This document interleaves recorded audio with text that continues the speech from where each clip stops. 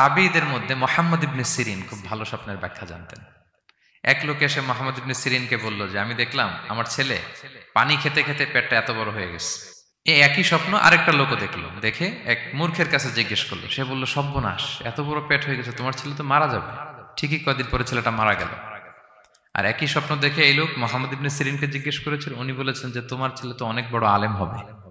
ঠিক তাই হয়েছে, ওই ছেলে অনেক বড় আলেম হয়েছে। ফাইন্নার রুইয়া তাকাউ আলা মা তুআব্বার, স্বপ্নের ব্যাখ্যা তেমন হয় যেমন এটার ব্যাখ্যা করা হয়।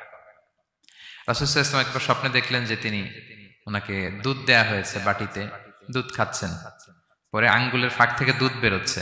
এই সামান্য একটু দুধ রাসূল সাল্লাল্লাহু আলাইহি ওয়াসাল্লাম উমরে ফারুককে দিলেন। সাহাবারা বললেন, মাযা আউয়ালতা বিহি ইয়া রাসূলুল্লাহ, এটা তাওয়িল কি? তখন বললেন, আউয়ালতু বিহি আল ইলম, এটা দিয়ে আমি জ্ঞান বুঝিয়েছি, মানে উমরে ফারুকের আল্লাহ তাআলা অনেক জ্ঞান দিবে। স্বপ্নে কেউ দুধ খাচ্ছেন, এটা আপনার জ্ঞানের প্রতীক।